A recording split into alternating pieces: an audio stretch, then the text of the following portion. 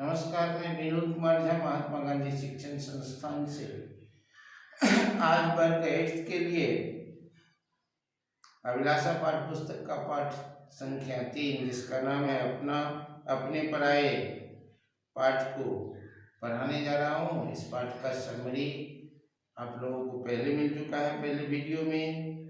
आज हम पाठ को बिंदुवार पढ़ेंगे। पढ़ना शुरू करते हैं।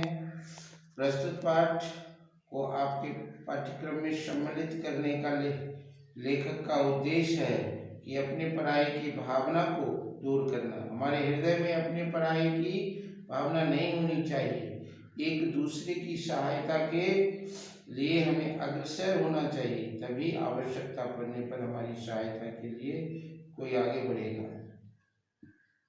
लेखक ने इस पाठ में यह बताया है कि संसार में जितने लोग हैं सब लोग हैं, मानव हैं, आदमी हैं और हम भी आदमी हैं, सब हमारे अपने हैं।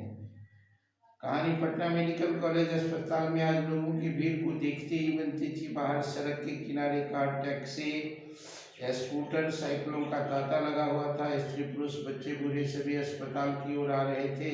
किसी की आंखों में कुतूहल नाच रहा था तो कोई मुरझाए हुए चेहरे लिए अनिष्ट की आशंका झलक रही थी। कुछ लोग जो अब पहले से ही वहां मौजूद थे आंख में आंसू लिए सुबक रहे थे। वातावरण अत्यंत ही कारुणिक हो आया था। अस्पताल के इर्द गिर्द उदासी का बादल मर रहा था। कहानी पटना मेडिकल कॉलेज अस्पताल की है। वहां पर लोग भीड़ के रूप में इकट्ठे थे। चारों तरफ से गाड़ियां आ रही थी। लोगों के किसी के मन में जिज्ञासा था, कोई बेचैन थे, किसी का चेहरा उदास था, कोई इधर उधर देख करके यह जानने की कोशिश कर रहे थे क्या हुआ। कुछ लोग पहले से मौजूद वहां अपनी व्यथा के ऊपर में शुभक रहे थे। राजीव अपनी मम्मी पापा के साथ रिक्शे से उतरकर अस्पताल की ओर तेजी से बढ़ रहा था। वह श्यामा सा दिख रहा था। मम्मी की आंखें डबडबाई मन ही मन प्रार्थना कर रही थी। पापा के चेहरे पर भी चिंता की रेखाएं गहराती जा रही थी। राजीव अपने माता पिता के साथ अस्पताल पहुंचता है। राजीव के माता पिता दोनों आदमी भी बेचैन हैं। उनके चेहरे पर भी चिंता के भाव है। राजीव ने अस्पताल में उमड़ती भीड़ की ओर अचरज से देखा। अधिकांश लोगों के चेहरे पर हवाइयां उड़ रही थी। नए आगंतुक सूचना पट पर चिपकी हुई सूची में अपने अपने पिता, पुत्र, पत्नी, संबंधी, मित्र आदि के नाम की तलाश कर रहे थे। मम्मी पापा के साथ राजीव भी उधर बढ़ गया। राजीव ने उस भीड़ भरे अस्पताल में लोगों को अचरज से देखा। अधिकांश लोग उदास थे, बदहवास थे। वहां पर एक सूचना पट नोटिस बोर्ड पर एक लिस्ट टंगी हुई थी। सब लोग वहां जा करके देखते थे। राजीव भी अपने मम्मी पापा के साथ उस सूचना की तरफ बढ़ गए। कितनी भयंकर दुर्घटना है। दुर्घटनाग्रस्त लोगों की सूची देखते ही राजीव के मुंह से निकला, पर उनकी बात पर किसी ने ध्यान नहीं दिया।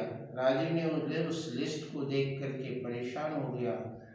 उसके मुंह से आवाज निकलाया, कितनी भयावह दुर्घटना है। मगर किसी ने उसके बात पर ध्यान दिया। मगर इतनी बड़ी दुर्घटना हुई कैसे? बगल में खड़ा एक व्यक्ति ने किसी परिचित से पूछ रहा था। राजीव ने उधर निगाहें टिका दी। पूछने वाले व्यक्ति की आंखों में जानकारी हासिल करने की अधीरता तथा आश्चर्य के भाव तैर रहे थे।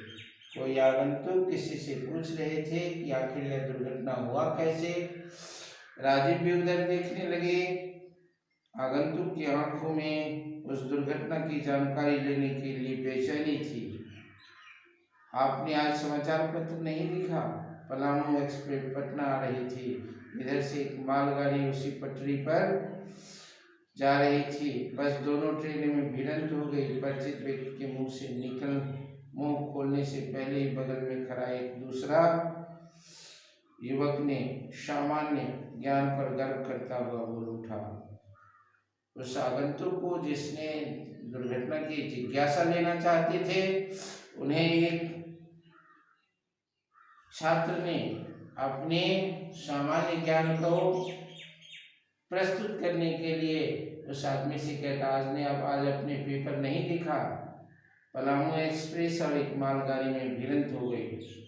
राजीव अभी उधर ही देख रहा था कि पापा की भलाई हुई आवाज गूंजी, अपने रानू का तो इस सूची में नाम ही नहीं है, अब क्या होगा। राजीव यह बात सुनने लगे थे कि इतने में उसके पापा रोते हुए उधर से आए और अपनी बेटी के बारे में कहते हैं, उसका तो नाम ही नहीं इस सूची में है। भाई साहब, इस सूची में तो ज़्यादातर उन्हीं लोगों का नाम है जिसका उस ट्रेन में आरक्षण था। वैसे आप अंदर जाकर घायलों में भी अपने आदमी की पहचान कर लीजिए। पापा के प्रश्न पर टिप्पणी करते हुए एक व्यक्ति ने सुझाव दिया। दूसरे व्यक्ति ने पापा की उस आवाज पर बताया कि इस व्यक्ति में आरक्षित व्यक्तियों की सूची है, अगर इसमें नहीं मिला तो अंदर में घायल सब है, उसे जाकर के देखिए। जी हाँ, ठीक कहते हैं आप। पापा ने कुछ सोचते हुए कहा, चलो अंदर चलकर देखते हैं। और पापा उस व्यक्ति के बात मानकर घायलों के निरीक्षण के लिए कहते हैं अपने परिवार वालों को, चलो उधर चलते हैं।